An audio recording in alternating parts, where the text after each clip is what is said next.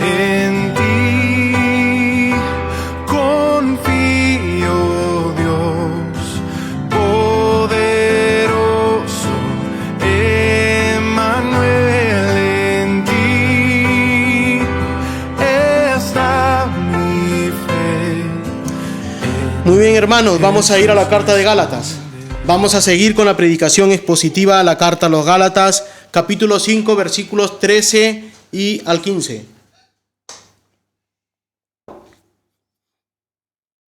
El sermón de hoy está titulado Nuestra libertad en Cristo y amor a su iglesia.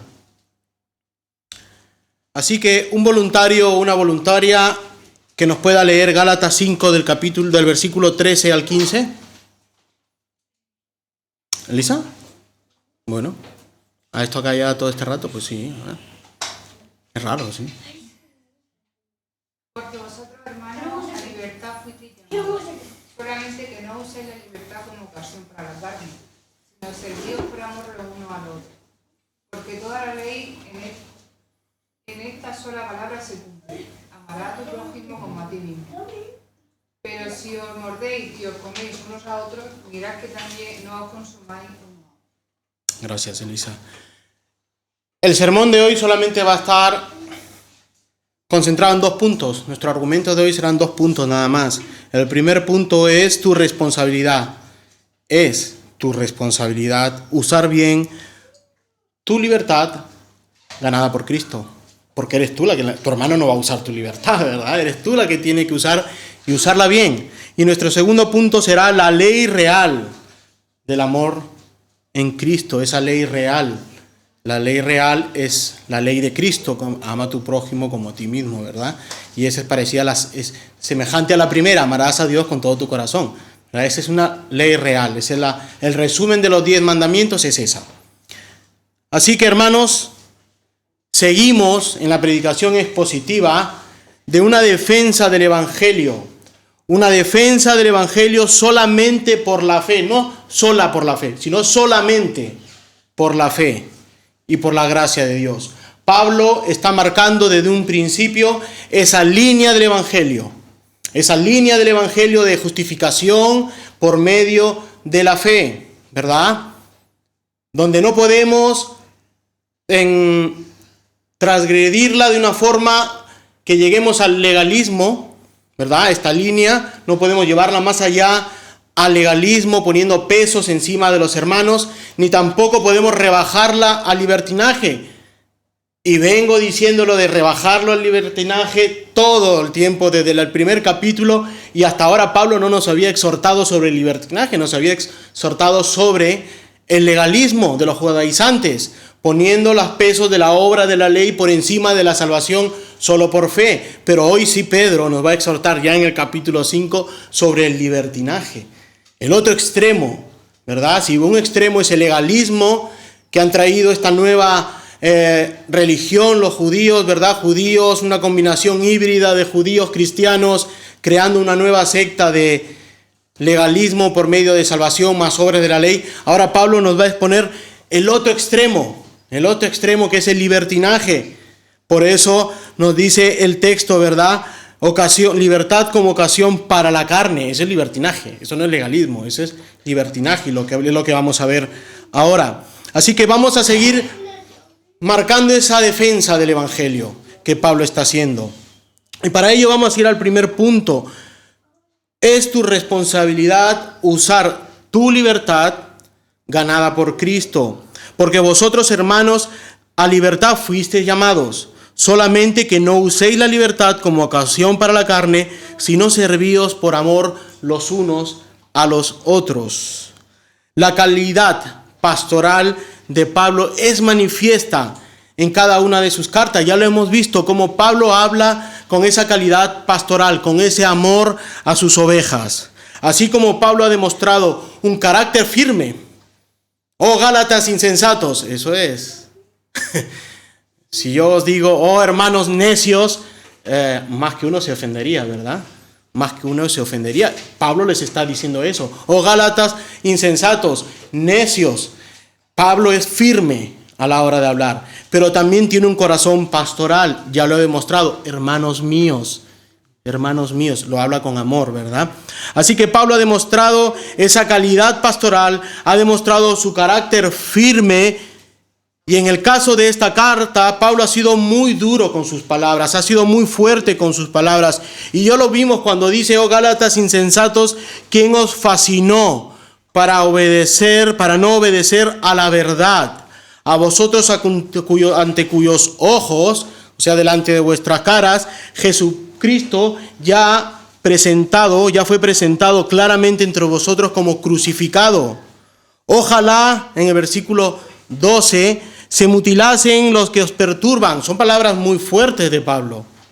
Necios, ojalá se mutilasen, ya hemos visto que significa castrarse, ¿verdad? Así como andan mutilando un trozo de piel para la circuncisión, ojalá se mutilasen, dice. Pablo es duro en sus palabras, no se corta Pablo. Él conoce que está en juego el evangelio, conoce que está en juego la salvación de los hermanos, de aquellos que van a entrar, a nuevos creyentes que pueden estar entrando a la iglesia. Pero no solo son palabras firmes y fuertes, también son palabras de amor, son palabras de aprecio, son palabras en momentos que hemos visto de Pablo en preocupación, como si estuviera lleno de estrés Pablo y estuviera por reventar, ¿verdad? Por todo ese peso que tiene pastoral para con sus ovejas. Y en muchos de los casos los llama hermanos.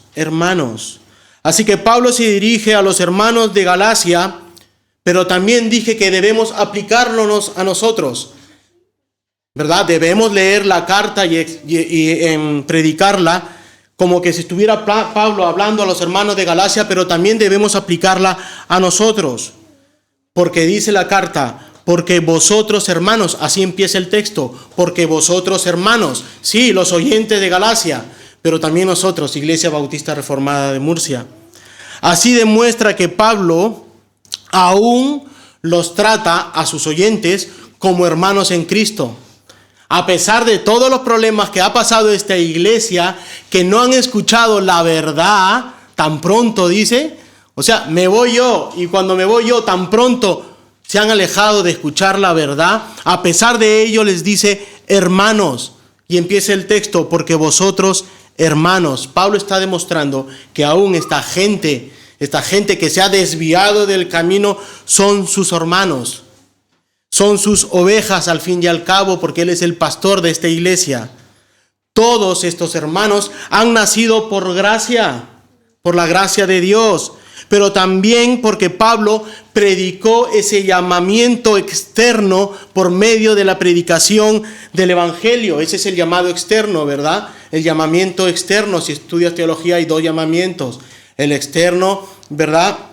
Y el evangelio especial que es el llamado del Espíritu Santo. Esta predicación externa por medio de la predicación del evangelio, libre y gratuito del mensaje del evangelio. No tienes que diezmarme para yo predicarte el evangelio. No tienes que entrar y hacer cosas para que yo te predique el evangelio. No, gratis. Un evangelio gratis porque por gracia fue dado. Por gracia lo recibimos. Por gracia lo predicamos. Un evangelio libre y gratuito. A libertad fuisteis llamado. A libertad fuisteis llamado. Justo lo que acabo de explicar. Ese llamamiento. Pablo fue llamado cara a cara por Jesucristo. Jesucristo se le apareció en el camino de Pablo, ¿verdad? Cuando iba a perseguir a los cristianos se le apareció Jesucristo. En ese encuentro en el camino de Damasco. Aunque Pablo fue escogido antes de la fundación del mundo para llevar el mensaje a los gentiles. Nosotros, hermanos de Pablo, y al igual que los hermanos de Galacia, también somos llamados primero por el llamamiento externo, la predicación de la palabra. En algún momento de tu vida escuchaste la predicación de la palabra. Ese es el mensaje externo. Es el mensaje libre y gratuito de la predicación de la palabra, el cual muchos rechazan. Ese llamado externo de la predicación de la palabra, muchos afuera rechazan, no quieren escucharlo. Están endurecidos por el pecado y no quieren escucharlo, ya que no hay ninguna condición en el llamado externo para la salvación. Yo puedo predicar el evangelio, pero no hay ninguna condición. Tú puedes rechazar ese mensaje del evangelio. Ya que la salvación, hermanos, es por pura gracia, la salvación es divina. La gracia es divina de Dios. Y es divina porque existe el llamamiento especial, que es diferente al llamamiento externo de la predicación de la palabra, del evangelio que se predica, el mensaje que se predica y que muchos rechazan. La mayoría lo rechaza. La mayoría lo rechaza. Pocos son aquellos que son llamados por medio de la predicación. Pocos, la mayoría lo rechaza, pero existe ese llamamiento divino, espiritual, ese llamamiento especial que es por medio del Espíritu Santo. Es divina porque existe el llamamiento especial, interno, siendo la obra del Espíritu Santo encargado funcionalmente. El Padre tiene funciones, el Hijo tiene sus funciones, el Espíritu Santo tiene sus funciones dentro de la administración trinitaria. El Espíritu Santo es el encargado de llevarnos sobrenaturalmente y eficazmente a los pies de Cristo. Yo predico el Evangelio y uno puede ser obrado por el Espíritu Santo en su corazón, ¿verdad? Sobrenaturalmente y recibiendo el mensaje del Evangelio. Mientras los demás lo rechazan, en uno puede estar, o dos o tres, puede estar el Espíritu Santo obrando en su corazón. Ese es el llamamiento especial, el llamamiento eficaz, convirtiendo tu naturaleza de pecado, ¿verdad?, en un nuevo nacimiento, una nueva naturaleza. Es en ese momento que el Espíritu Santo doblega tu voluntad. Tú escuchaste el mensaje un día, 2 días, escuchaste por ahí otra vez el mensaje y escuchaste, lo rechazaste, pero en un momento dado el Espíritu Santo doblega tu voluntad. Esa voluntad de rechazar el Evangelio es doblegada por el Espíritu Santo. Y es en ese momento que escuchas el Evangelio por medio del Espíritu Santo. Ya no es rechazado por esa naturaleza caída, esa naturaleza pecaminosa, esa naturaleza muerta en delito y pecados. No, ahora ese llamamiento eficaz del Espíritu Santo convierte esa naturaleza pecaminosa, muerta en tus delitos y pecados, en una nueva vida, en una nueva naturaleza. Es en ese momento que escuchas el mensaje del Evangelio, aceptas a Cristo como tu Señor, como tu Salvador. ¿Por qué? Porque has nacido de nuevo. Has nacido. ¿Por qué el mundo rechaza a Cristo? Porque no han nacido de nuevos. Necesitan nacer de nuevo. Y esa es una obra especial del Espíritu Santo. Ese es el llamamiento especial. Esta es la obra del Espíritu Santo. Como dice la palabra en el original, arrastrando a los pies de Cristo. Arrastrar. Eso es doblegar la voluntad. Cuando el Espíritu Santo te doblega tu voluntad egocéntrica, ¿verdad?, sin humillarse, doblega al Espíritu Santo tu voluntad, te arrastra a los pies de Cristo, te arrastra a la cruz del Calvario. Es en ese momento que te da nueva vida para que puedas ser salvo por medio del poder de Dios, para que puedas ver ahora a Cristo, para que puedas ver a tu Señor, para que puedas ver a tu Salvador. Ahora es donde tú te arrepientes de tus pecados. Entras en convicción de pecado. Ahora sabes que eres pecador, porque el Espíritu Santo te ha transformado y te das cuenta de tu pecado. Tienes convicción de pecado y sabes que necesitas de tu Salvador y solo ves a Cristo, a tu Señor y Salvador. Ahora es el momento en que tú crees en ese Señor y Salvador. ¿Y por qué tú te preguntas, por qué predico afuera y la gente no se salva? Por eso, porque la obra del Espíritu Santo, cuando se lo dijo a Nicodemo, va por donde viene, se dirige a donde quiere y en diferentes direcciones. El Espíritu Santo obra como Él quiere, como ese viento que se mueve, como Él quiere. Pero ¿qué es creer? ¿Qué es creer? Hemos dicho que ese llamamiento eficaz, ¿verdad?, especial, produce el creer. ¿Y qué es creer? Creer en el llamamiento del Evangelio. Oh Gálatas insensatos, le llama Pablo. ¿Quién os fascinó para no obedecer la verdad? A vosotros, ante cuyos ojos Jesucristo fue ya presentado claramente entre vosotros como crucificado. ¿Ves ahí el evangelio de la predicación? Fue presentado en vuestros ojos. Ese es el llamamiento, el externo de la predicación del evangelio.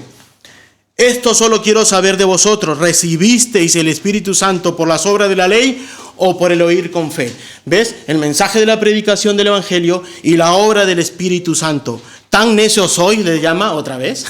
Tan necios sois, habiendo comenzado por el Espíritu Santo, la obra del Espíritu Santo, ahora vais a acabar por la carne, por las obras de la ley, por querer justificarte por medio de tus obras. Una obra espiritual, una obra sobrenatural que te lleva a los pies de Jesucristo. Una obra sobrenatural que te lleva a la cruz del Calvario, que te lleva a esa muerte sustitutoria, la tuya por la de Cristo, por la de Jesús. Jesús muriendo por ti, muriendo por ti, muriendo por ti, muriendo por mí. Porque primeramente os he enseñado lo mismo que yo recibí, dice Pablo, que Cristo murió por nuestros pecados, conforme a las Escrituras, y que fue sepultado, y que resucitó al tercer día, conforme a las Escrituras. Eso es el creer, ese evangelio creemos. Este llamamiento especial, sobrenatural, conduce a la regeneración y al nuevo nacimiento. Ahora es nuestra obligación mantenernos firmes en esta fe. La obra del Espíritu Santo. Pero ahora que has nacido de nuevo, debes mantenerte firme en la fe, firme en lo que has creído. No desviarte del camino angosto, como dice la Biblia. Pablo exhorta por causa de apartarse del camino estrecho, de ese camino estrecho, y no mantenerse firmes en la fe de lo que han creído los de Gálatas. Estoy muy maravillado de que tan pronto os hayáis alejado, ese camino angosto, ¿verdad? Ese camino estrecho, os hayas alejado del que os llamó por la gracia de Cristo para seguir un evangelio diferente. Si tú te desvías del camino, hay un evangelio diferente que se predica en muchos púlpitos. Es como que apenas llegaron los judaizantes con sus doctrinas llamativas, giraran en otra dirección los gálatas. Están escuchando a Pablo, están escuchando la verdad. Llegan los judaizantes y comienzan a cambiar de dirección y a escuchar otro falso evangelio. Es tremendo, es peligroso. Pablo está escandalizado, por eso escribe esta carta. Está escandalizado lo que está pasando en la iglesia de Galacia. Ahora Pablo los llama hermanos. Aún así les llama hermanos. A libertad fuisteis llamados. A libertad fuisteis llamados. Y esta libertad es conseguida gracias a Cristo, quien os llamó. Porque el que os llamó fue Cristo. El que te llamó fue Cristo. Fue el Espíritu Santo, que es como yo. Será enviado uno como yo, dice la palabra, ¿verdad? El Espíritu Santo como yo. Esa obra espiritual es la obra de Cristo en la cruz del Calvario. Es para eso que obra el Espíritu Santo en nuestros corazones, en nuestro alma, en nuestro espíritu, para llevarnos a los pies de Cristo. Ahora, ¿qué libertad me está hablando Pablo? ¿De qué libertad? Porque dice, a libertad fuisteis llamados. ¿Qué libertad? Primero, según el contexto de la carta, libres de la ley de la esclavitud. Hablando de la ley, los judaizantes predicaban la fe más obras de la ley, ¿verdad? ¿De qué fuimos liberados? De la ley que nos esclavizaba. Esa ley que nos mantenía esclavo. Esa ley que nos demostraba que no podíamos cumplirla. Y al no cumplirla por causa de nuestra desobediencia pecaminosa, estábamos esclavos al pecado. Sois esclavos del pecado. También sois esclavos de su poderosa arma, la muerte. Porque la paga del pecado es muerte. Somos esclavos de la ley, que nos dice que somos desobedientes y pecaminosos, y que nos dice que como somos desobedientes y pecamos, merecemos la muerte. Somos esclavos de todo eso. Pablo nos está diciendo que fuimos liberados de la paga del pecado, de la muerte y de la ley que nos esclavizaba, nuestra nodriza, que nos guiaba a los pies de Cristo, pero no nos podía salvar. Porque lo que nos salva es la promesa de Cristo, ¿verdad? La obra de Cristo. Jesucristo os liberó de la ley. Jesucristo los liberó del pecado. Jesucristo los liberó de la muerte. Ahora sois libres de todo esto. Oh muerte, ¿dónde está tu aguijón? Yo puedo morir mañana, pero sé que he sido liberado de la muerte del pecado y mi destino es celestial con Dios, no el infierno. ¿Dónde está tu arma de pecado? ¿Me buscas a mí como pecador y quieres matarme? Sí, pero mi alma está con el Padre. ¿Te das cuenta? ¿Por qué? Porque soy libre del pecado. Tengo una nueva naturaleza. Alguien dijo, la persona que experimenta este cambio básico es introducido al reino de la libertad, a la esfera del agradecido y espontáneo vivir para la gloria de su maravilloso benefactor, Dios. Y también es invitado a andar libremente en este nuevo país celestial, deleitándose en sus tesoros y haciendo pleno uso de todas esas oportunidades. Y lo hemos visto en Efesios. Cuando nos hace nacer de nuevo, nos da herramientas. ¿Recuerdan? En Efesios nos demuestra cómo Dios nos da herramientas al haber nacido de nuevo, en la cual podemos utilizarlas y ponerlas como una armadura de Dios. La espada de esto, el escudo de esto, nos da oportunidades y bendiciones. Al ser liberados por Cristo, somos introducidos a su reino y ahora somos conciudadanos con una nueva nacionalidad celestial.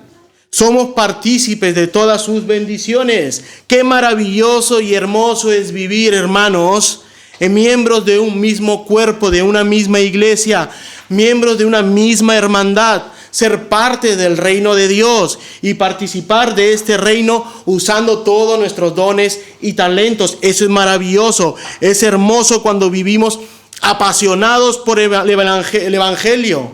Somos apasionados por el Evangelio, hasta las aflicciones que vivimos diariamente parecen estar lejos, parecen estar ausentes, como si fuéramos intocables a pesar de pasar por el valle de la muerte. Ese es el gozo inefable. Eso es estar apasionados por el Evangelio, estar confiados, aunque pasemos por el valle de la muerte. Pero Pablo les advierte, y a nosotros, en esta época, de tener cuidado de apartarnos de ese llamado y extraviarnos de las fronteras del reino y seguir otro evangelio como lo está haciendo los de Gálatas. Pablo se los está advirtiendo a ellos. Pablo nos está advirtiendo a nosotros de apartarnos por otro evangelio falso, por falsos maestros.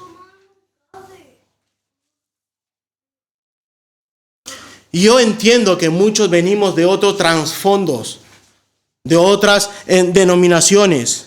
Muchos fuimos engañados por falsos evangelios de la prosperidad. Este falso evangelio de la prosperidad, este falso evangelio de la fe positiva, ¿verdad? De declarar, arrebatar, como si cristianos nos arrebataran las cosas. Tú tienes las bendiciones de Dios y nadie te las va a arrebatar. Todo lo que está en la mano de Dios no se puede arrebatar. Tú estás en la mano de Dios, estás dentro de su mano. Ni la muerte, ni la vida, ni nada podrá arrebatarte de mi mano. Ni Dios puede arrebatarse de tu mano, porque su palabra es eterna y perfecta. Y si estás en la mano de Dios y tienes sus bendiciones de Dios, el diablo no te va a arrebatar nada. No te creas eso de que el diablo te ha robado, de que te ha arrebatado a Dios. Satanás, un creado, arrebatando a Dios, arrebatándote a ti. No te creas ese falso evangelio de la fe positiva. No, como si nosotros fuéramos dioses poderosos de poder arrebatar a Satanás lo que Adán y Eva tuvo que cederle. No podemos. Para eso vino Cristo. Solo Cristo podía cumplir esa tarea. Solo Cristo podría cumplir esa misión. Tú no tienes ese poder. Ninguno de nosotros es poderoso. Ninguno somos mini dioses. No te creas un mini dios. Que Eva pecó por eso. Adán pecó por eso. Satanás pecó por eso. Por querer estar en el altar de Dios. Cuidado con tu corazón. Cuidado con tu corazón. De querer hacer un altar que le pertenece solo a Dios. Nos enseñaron que el poder delegado del Espíritu Santo podemos tenerlo nosotros. No. El Espíritu Santo nos delega poder, pero la obra la hace el Espíritu Santo. Tú puedes orar por sanidad de una persona y Dios va a obrar. Dios va a obrar, no tú. Dios va a obrar. Tú pídele a Dios que se haga su voluntad y Dios la va a hacer. Seamos santos. No nos convirtamos en minidioses intocables. Esta gente que predica este falso evangelio se creían dioses hasta que llegó el COVID y se escondieron. ¿Lo han podido ver que cuando empezó el COVID desapareció Maldonado? Desapareció Maldonado, desapareció Cash Luna, desaparecieron todos estos de la prosperidad. No aparecían en las iglesias, les demandaban sanidad y no aparecieron. Ahora, después de muchos años, han vuelto otra vez al circo a vender su producto. Un producto que Satanás ya lo tiene de la antigüedad. Esta falsa doctrina del evangelio de la prosperidad, de la fe positiva, es una doctrina de Satanás antigua que le predicó a Adán, que se lo predicó a Eva. Este falso evangelio que lo siguen predicando estos señores. Ten cuidado de ponerte en el lugar de Dios. Ten cuidado. Este falso evangelio, como dije, nació en el huerto del Edén al querer ser como dioses, al querer creernos ser poderosos, en vez de ser humildes de corazón, ser mansos. ¿Cuáles son los frutos del Espíritu Santo? Manso, mansedumbre, humildad. Esta es la advertencia del apóstol Pablo. A libertad fuisteis llamados, solamente que no uséis la libertad como ocasión para la carne que es muy peligrosa. Hermanos, el llamado para seguirle en esta carrera cristiana tiene un camino angosto por el cual todo cristiano debe andar y mantenerse. Mateo 7, 13, 14. Entrad por la puerta estrecha, porque ancha es la puerta y espacioso el camino que lleva a la perdición. Muchos son los que entran por ella. El mensaje externo, como le dije, la predicación es externa que todo el mundo rechaza. Muchos entran por esa puerta, porque estrecha es la puerta y angosto el camino que lleva a la vida, y pocos son las que la hallan. Un camino angosto con una puerta estrecha, difícil de entrar para aquel que no fue llamado a entrar. Porque aquel, ya hemos visto, que sí ha sido llamado por la obra del Espíritu Santo, entra, no se le cierran las puertas. Todo aquel que busca a Cristo, la puerta no se le será cerrada, entrará. Y tú buscas a Cristo porque has nacido de nuevo. La Biblia retrata esta carrera, la Biblia retrata esta vida cristiana como ese camino angosto, como esa puerta estrecha. Y yo al comenzar esta carta de los Gálatas os expliqué que Pablo estaba marcando una delgada línea roja entre el legalismo y el libertinaje. Una línea que es la justificación sola por gracia, la justificación solamente por la fe. Y solo por la gracia de Dios, por la muerte de Cristo. Un comentarista llamado William Hendrickson lo compara con un angosto puente. Ese camino estrecho es un angosto puente. La religión cristiana, dice, se asemeja a un angosto puente que cruza sobre un lugar donde se encuentran dos ríos contaminados.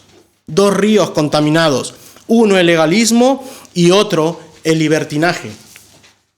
Lo mismo que la palabra habla, el camino estrecho, ¿no? Y el camino angosto, lo mismo. Un camino donde hay dos ríos, uno el legalismo y el otro el libertinaje, ríos contaminados. El creyente no debe perder el equilibrio para que no caiga dentro de las falsas y refinadas doctrinas del judaísmo por un lado, ni los groseros vicios del paganismo por el otro. Porque ¿quiénes eran los gálatas? Unos paganos. Así que hay dos caminos, los judaizantes con el legalismo y los gálatas con sus doctrinas paganas. El cristiano debe seguir por ese camino seguro y angosto y cruzar esa puerta estrecha. Pablo nos dice que no usemos mal nuestra libertad como ocasión para la carne. Aquí se está refiriendo a esos residuos de la naturaleza pecaminosa que tiene el hombre. Somos llamados a nueva naturaleza, pero nuestra carne aún es de pecado. No somos transformados de gloria en gloria, que eso es lo que esperamos algún día, ¿verdad? Cuando venga Jesucristo, cuando nos llame a su presencia. Pero ahora no somos transformados de gloria en gloria, así que hay remanentes de nuestro pecado en nuestra carne. Es verdad que has venido a los pies de Cristo, que tienes una nueva naturaleza, has sido regenerado por el Espíritu Santo, pero aún quedan esos deseos pecaminosos, unidos a la concupiscencia, dice la palabra, ¿verdad? Ese antiguo yo, la cual debemos luchar y dominar junto a la guía del Espíritu Santo, como lo explicó ya en la carta de Efesios. Es por ello que al estar en esa lucha, hasta que alcancemos la glorificación, no debemos permitir que esos deseos pecaminosos, ¿verdad? Y excusarnos en la libertad que nos fue dada al nacer de nuevo. Porque a veces pecamos y nos excusamos. Es que no pude resistirme. Tienes una nueva naturaleza, puedes resistirte. No quisiste resistirte, pero puedes resistirte. Tienes al Espíritu Santo quien te guía, quien te ayuda. Déjate guiar por el Espíritu Santo, dice Efesios. No dice que tú guíes al Espíritu Santo, sino que tú te dejes controlar por la obra del Espíritu Santo, que te dejes guiar por el Espíritu Santo y no contristes al Espíritu Santo. No niegues su control. Ahora bien, puede ser posible que a Pablo le estén acusando de ser un antinomiano por no defender la ley. Lo están acusando de ser un antinomiano del griego contra ley, en contra de la ley. ¿Y qué es el antinomianismo? Propiamente un movimiento cristiano del siglo XVI considerado herético, que defendía que la fe lo llenaba todo y lo único necesario, y que como la ley de Moisés era inútil para la salvación, es diferente a lo que un creyente peque, ¿verdad? Es indiferente que un creyente peque, ya que no es juzgado por su pecado. Eso es antinomianismo. Esta doctrina fue propagada por Johannes Agrícola, quien comenzó a desarrollarlo en el año 1537.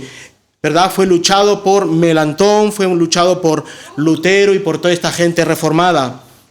Ahora, el antinomianismo es la doctrina o es lo que predica que la ley moral no es obligatoria para los cristianos. No es obligatoria para los cristianos como una regla de vida. Los cristianos antinomianos creen que la salvación se debe exclusivamente a la gracia divina y los actos de los creyentes son irrelevantes tanto en la fe. El antinomianismo como doctrina sin movimiento apareció en los siglos I y II. En el siglo I y II, y después esporádicamente, generalmente se asocia al gnosticismo, pero también a la nueva era. La nueva era, el evangelio de la prosperidad, el evangelio de la fe positiva, junto con el gnosticismo, se crean, se unen, y se le llama esto la nueva era, ya por los años 1900. Así que a Pablo le pueden estar diciendo, tú estás diciendo que para la salvación no es necesario la ley, sino solo la fe. Eres un antinomiano, vas en contra de la ley de Moisés. Lo están acusando. Primero lo acusaron de predicar la ley de la circuncisión porque circuncidó a Tito y no al otro. Recuerdan, a Timoteo y al otro no. Ahora lo están acusando. No, tú eres un antinomiano porque predica la salvación solo por la fe sin necesidad de la ley. Estás despreciando la ley de Moisés. Esta gente se apela a Romanos 7:6. ¿Quién lo puede leer? Romanos 7:6. ¿Lo tienes ahí?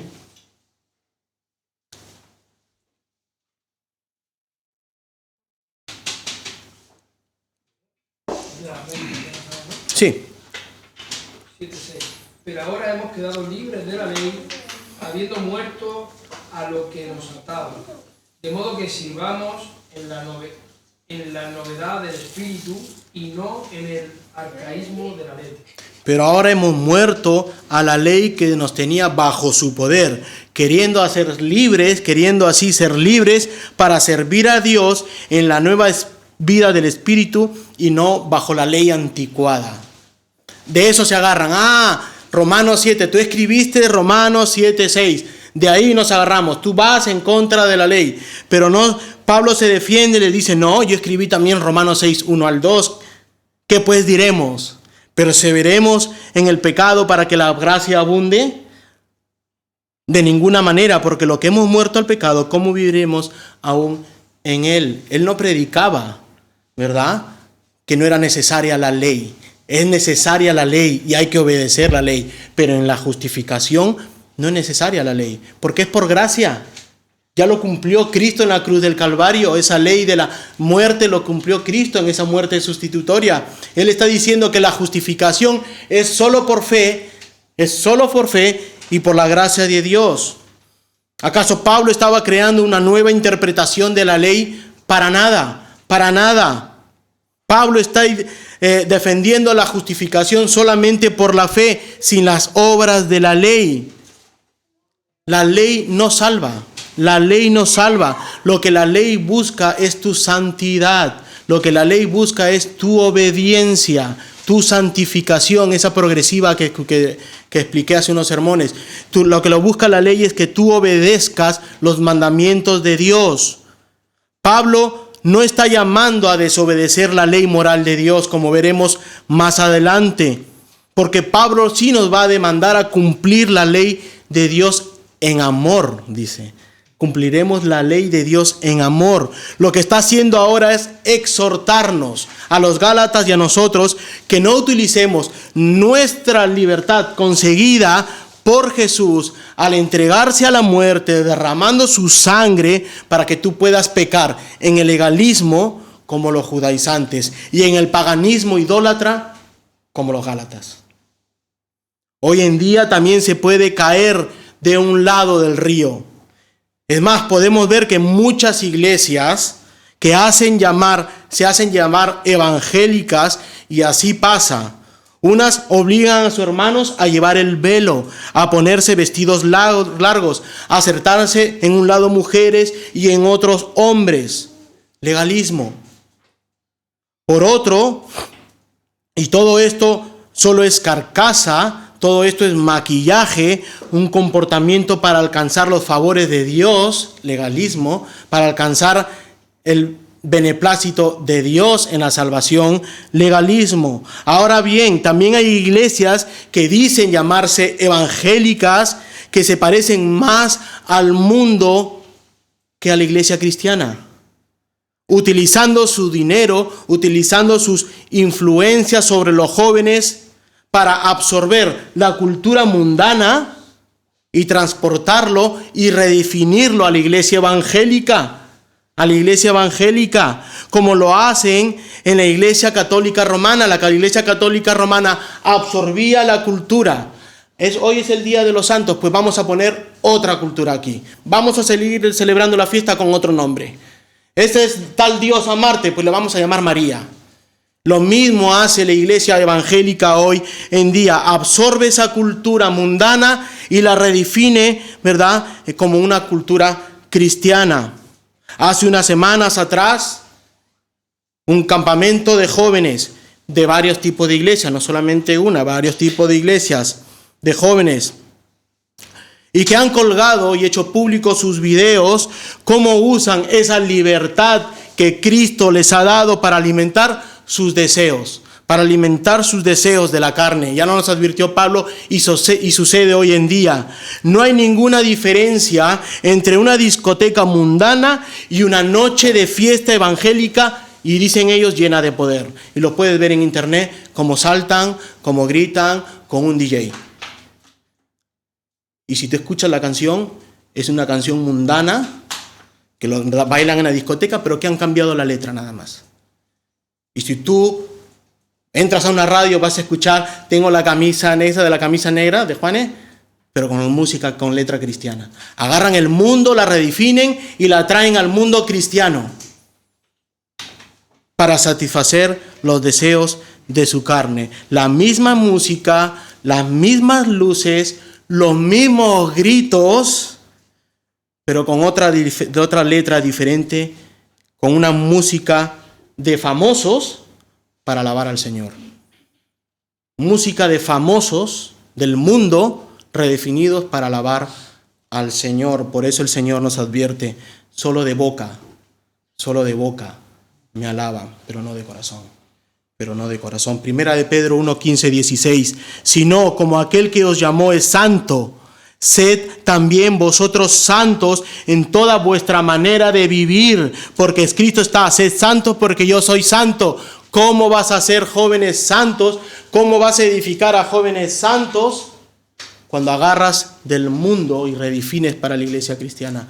No se puede ser santos. ¿Y qué es ser santos?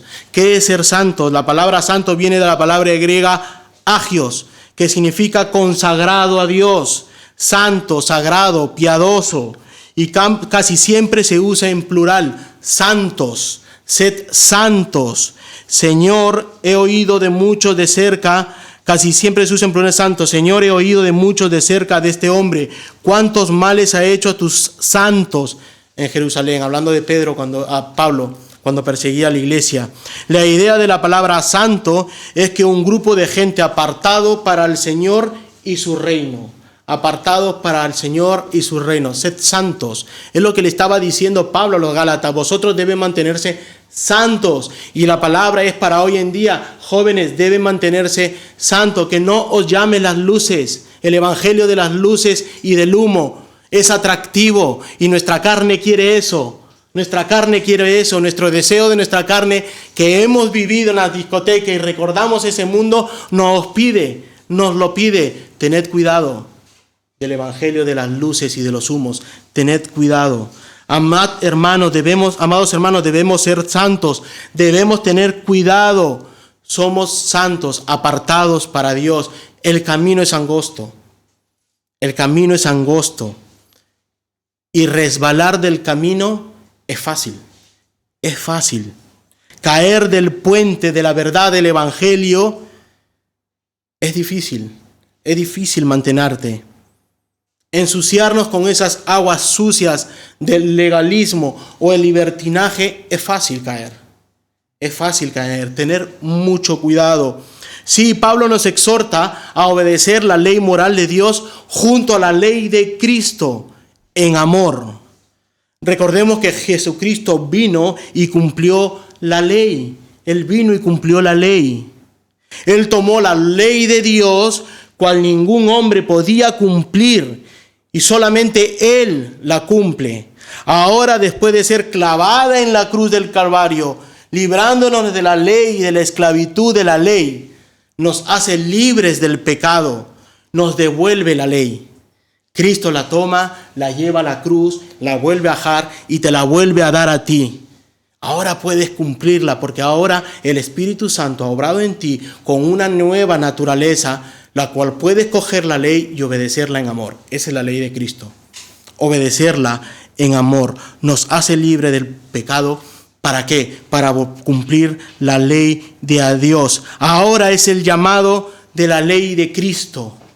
La ley real, como dice Santiago 2:8. Si en verdad cumplís la ley real, esta ley que Cristo nos está dando, conforme a las Escrituras, amarás a tu prójimo como a ti mismo, bien hacéis. ¿Cómo puedes amar a tu prójimo si no amas la ley de Dios? Si no amas la ley de Dios, pero te vas ahí a asaltar, y no amas a Dios, ¿cómo vas a amar a tu hermano? Porque vosotros, hermanos, a libertad fuisteis llamados, solamente que no uséis la libertad como ocasión de la carne, sino servíos por el amor unos a los otros. Romanos 5:5. Y la esperanza no avergüenza, porque el amor de Dios ha sido derramado en nuestros corazones por el Espíritu Santo que nos fue dado. El Espíritu Santo habita en ti, tienes amor. Romanos 13, del 8 al 10. No debáis a nadie nada, sino a amaros los unos a los otros, porque el que ama al prójimo ha cumplido la ley.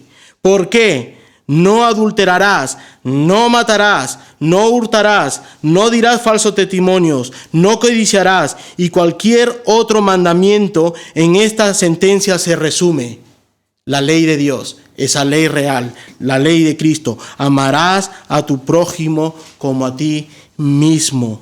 Y el amor, versículo 10 de Romanos 13, el amor no hace mal al prójimo. Así que el cumplimiento de la ley es el amor. Es el amor. Y nos dice que si tú cumples la ley, amas a tu prójimo. Y ese amor viene del Espíritu Santo de Dios. ¿Te das cuenta? El amor de Dios, ese atributo comunicable que Dios da a todos los cristianos, ese mismo amor con que nos amó Dios. Es el mismo amor con que nos amó Dios. Ahora nos ama unos a otros, se aman entre hermanos. El mismo amor con el que Dios amó al mundo y entregó a su Hijo. Ese mismo amor, porque Dios es inmutable, no cambia. Y si el Dios de amor es un amor comunicable, un atributo comunicable, es el mismo amor con que Cristo se entregó en la cruz. El mismo amor que tú debes amar a tu prójimo. Es el mismo amor con el cual Cristo se entregó y con el cual tú debes amar a tu prójimo. Es el mismo amor entre hermanos, que va más allá de estas cuatro paredes, un amor que va más allá que estas cuatro paredes. Amamos a nuestro prójimo, no solo a nuestro hermano, a nuestro prójimo, aunque este sea nuestro enemigo. Aunque este prójimo nos haya causado un daño, porque nuestro amor a Dios nos hace perdonar las ofensas a nuestros enemigos, aunque no nos pidan perdón. Nosotros perdonamos en amor. El amor no hace mal al prójimo. Así que el cumplimiento de la ley es el amor. Es más, ¿qué dice el texto cuando leemos en la Santa Cena? Acércate, si alguien te ha ofendido, acércate. No, ve y perdónalo. Y no te dice que si es que te pide perdón, no. Si te ha ofendido, ve y perdónalo. Amor a tu prójimo como Cristo se entregó por amor. Es lo mismo que nos dice Pablo en el siguiente texto, en el segundo punto. La ley real del amor en Cristo, Gálatas 5:14. Porque toda la ley en esta sola palabra se cumple. Amarás a tu prójimo como a ti mismo. Esto no es nuevo. Esto no es nada nuevo. Pablo lo toma de la ley del amor del Antiguo Testamento en Levítico 19:18. No te vengarás ni guardarás rencor a los hijos de tu pueblo, sino amarás a tu prójimo como a ti mismo. Yo Jehová. Las mismas palabras que fueron dichas por Jesús, que fueron citadas por Jesús en Marcos 12:28 al 31. Acercándose uno de los escribas que los había oído disputar y sabía que les había respondido bien, le preguntó: ¿cuál es el primer mandamiento de todos? Jesús respondió: el primer mandamiento de todos es: oye Israel, el Señor nuestro Dios, el Señor uno es. Y amarás al Señor tu Dios con todo tu corazón, con toda tu alma, con toda tu mente, con todas tus fuerzas. Este es el principal mandamiento. Y el segundo es semejante: amarás a tu prójimo como a ti mismo. No hay otro mandamiento mayor que estos, citados de la boca de nuestro Señor y Salvador. Si amas a Dios, amas a tu prójimo, aunque te haya ofendido. Juan 14:4, primera de Juan 4 del 20 al 21. Si alguno dice: yo amo a Dios, muchos, yo amo a Dios, y aborrece a su hermano, es mentiroso. Pues el que no ama a su hermano, a quien ha visto, ¿cómo puede amar a Dios a quien no ha visto?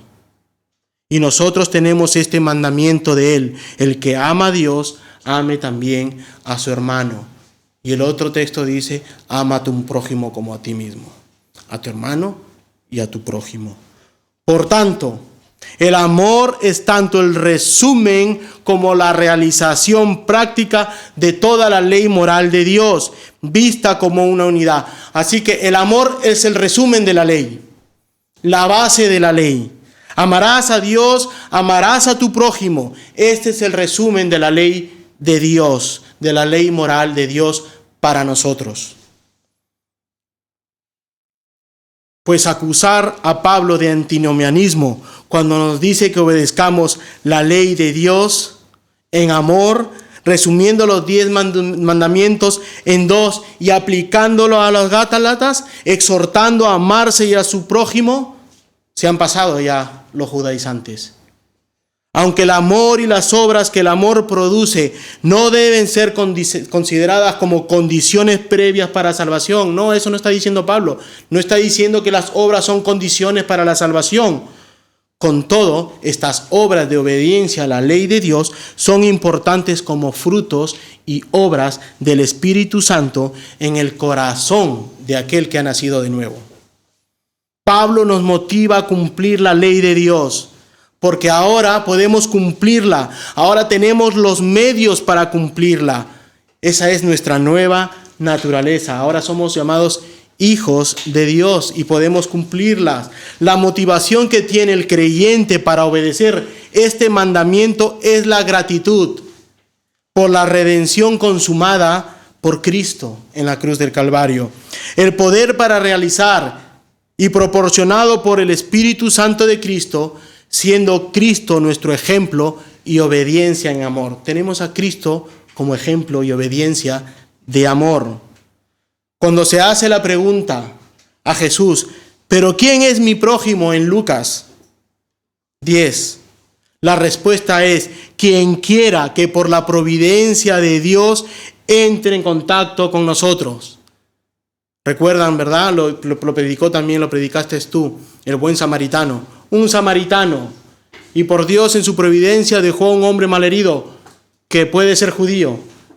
Y aún así el samaritano ayudó a este hombre. Quien quiera que por la providencia de Dios entre en contacto con nosotros. Ponle un nombre, jefe, amigo, vecino, ponle un nombre. Cualquiera que por la providencia de Dios, ¿verdad?, entre en contacto con nosotros. Cualquiera que podamos ayudar de cualquier forma, aun cuando nos odie. En este sentido, sea nuestro enemigo. Nuestro amor prima por él.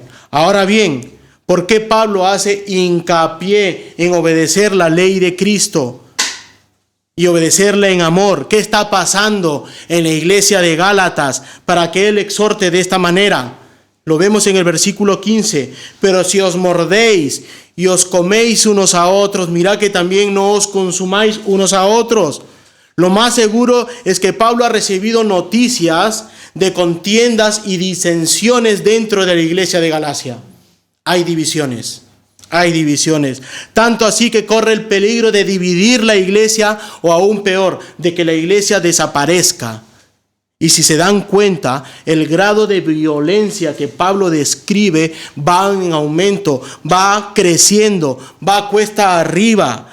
Son descritas en el acto de precipitarse sobre lo demás como bestias salvajes, está diciendo Pablo. Son unos bestias salvajes que se están matando unos a otros. La violencia y el resultado funesto son descritos mediante una serie ascendente de actos horripilantes. Se muerden unos a otros, comiéndose unos a otros. Y si persisten, serán totalmente consumidos los unos a los otros. Hay una violencia extrema, lo que está diciendo Pablo, entre vosotros. Este comportamiento entre hermanos nos hace recordar la historia. Las 2 serpientes que agarraron cada uno la cola del otro, tragándose y consumiéndose a sí mismo. Uno se come la otra cola, otro se come y van tragándose los dos hasta que no queda serpiente. Eso es lo que está diciendo Pablo. Eso es lo que nos está exhortando Pablo. Pablo ha tenido mucho tacto para combatir apologéticamente contra estos falsos maestros. Siempre se dirigió a ellos y sus doctrinas con un tono fuerte, a los judaizantes, a estos líderes con una doctrina falsa. Fue duro contra ellos. Pero a los hermanos de Galacia siempre se dirigió con un amor pastoral. Aunque los haya llamado necios, siempre les dijo hermanos. Se dan cuenta, un amor pastoral. Mientras estos hermanos se matan entre unos y otros, porque algo fue cultivado con estas nuevas doctrinas de la justificación ¿verdad?, de llegar a justificarse por sus propios esfuerzos al obedecer la ley que no justifica. Claro, el otro grupo que cae en el opuesto, que es el legalismo de estos hermanos cayendo en el libertinaje. Se puede entender que hay un grupo que ha caído en el legalismo judaizante, pero hay otro grupo que está cayendo en el libertinaje. Creando, ¿verdad?, conciertos mundanos en los campamentos y dejando de ser apartados de Dios, como hoy en día podemos caer. Los gálatas cayeron en legalismo, cayeron en libertinaje, como hoy en día. Pero también hay otro grupo que se mantiene en el camino de la verdad y se encuentra en medio de estas dos peleas voraces. ¿Quién avisó a Pablo que había estas peleas? Un grupo que se mantenía en santidad, que se mantenía en ese puente estrecho, angosto, en el camino angosto. Y otro grupo que se mantiene en este camino de la verdad, que se encuentra en esta pelea. Amados hermanos, esto nos hace recordar que podemos diferir en doctrinas secundarias, pero no esenciales. Tú y yo podemos creer en diferentes doctrinas que no afecten el evangelio de la justificación solo por la fe, que no afecten la cruz del Calvario. Son secundarias. Las esenciales no podemos diferir. Cristo murió y resucitó y ascendió al Padre. En eso no podemos diferir. Creemos lo mismo. No, que debe bautizarse niños, que debe bautizarse adultos. No podemos pelear por eso. Son doctrinas esenciales, no son esenciales. Pero tampoco debemos caer en peleas desenfrenadas dejando mal parado el evangelio de la salvación. Menos entre hermanos. Es por eso que Pablo exhorta a que paren, a que se arrepientan y se perdonen. Exhorta a actuar en amor. Sí, amamos a Dios, nos amamos unos a otros sin peleas, más bien estamos para servirnos los unos a los otros, porque vosotros, hermanos, a libertad fuisteis llamados, solamente que no uséis la libertad como ocasión para la carne, sino servíos en amor los unos a los otros. Pablo nos exhorta a servirnos, no a pelearnos como la serpiente. Servíos en amor, en ese mismo amor que Dios amó y envió a su Hijo, ese mismo amor que Dios, ¿verdad?, amó al mundo enviando a su Hijo para salvarnos del pecado, ¿verdad?, para salvarnos de la carne. Ese mismo amor con el cual Cristo se entregó para morir en la cruz del Calvario.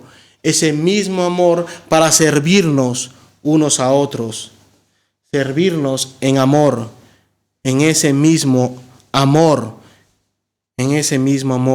Salvarnos, ¿verdad?, el cual Cristo nos amó y nos salvó de ese destino eterno que es el infierno. Sino servíos, dice el texto, servíos, servid a tu hermano. Y si yo, siendo vuestro pastor, os sirvo, siendo el último de todos, con humildad, con gratitud, más tú, hermano, que debes amar a tu hermano y servirle con amor. El día que aquellos que quieran subir a predicar en el púlpito, a ser ancianos, a ser diáconos, deben reconocer que están en la cola, abajo, atrás, sirviendo a la iglesia. ¿Y cómo sirvo a mi iglesia, hermano? ¿Cómo sirvo a mi iglesia? ¿Cómo sirvo a mis hermanos? Primera de Pedro 4, 10 al 11 y acabo. Cada uno según el don que ha recibido, ministrelo a los otros como buenos administradores de la multiforme gracia de Dios, con tantas doctrinas que existen, de las multiformes servicios, de multiformes gracia de Dios. Si alguno habla, hable conforme a las palabras de Dios. Si alguno ministre, ministre conforme al poder que Dios da, para que en todo sea Dios glorificado por Jesucristo, a quien pertenecen la gloria, el imperio, por los siglos de los siglos. Amén. Con tus dones, con tus talentos. Por tanto, un paso importante para determinar la mejor forma de servir en la iglesia es descubrir cuáles son tus dones y talentos espirituales. Por supuesto, No tenemos por qué saber cuál es nuestro don y cuál es nuestro talento cuando nacemos de nuevo. No, debes involucrarte en la iglesia para conocer cuál es tu don, cuál es tu talento, cuál es tu llamado en la iglesia. Debes involucrarte para poder entender y conocer cuál es tu don y servir a la iglesia y a tu hermano. Amados hermanos, que nuestra pasión por el Evangelio, que ese gozo inefable que nos mueve y que nos une, nos lleve a amar y servir a nuestra iglesia y a tu hermano. Estemos atentos a las necesidades de nuestros hermanos, sean cuales sean, y si está a nuestro alcance y posibilidad, ayudar a tu hermano o tratar al menos de buscar una salida a su problema, a su aflicción que está atravesando. Ejerce tus dones, ejerce tus talentos en la iglesia, ejércelo en amor a Dios, a tu prójimo y a tu hermano, con la cual vas a vivir, con tu hermano, con la cual vas a vivir eternamente juntos, adorando a Dios por toda la eternidad. A Dios sea la gloria, que Jesucristo regrese pronto. Hola, gracias por ver este sermón. Suscríbete a nuestro canal y compártelo para que te sea de bendición y para los demás. Que Dios te bendiga.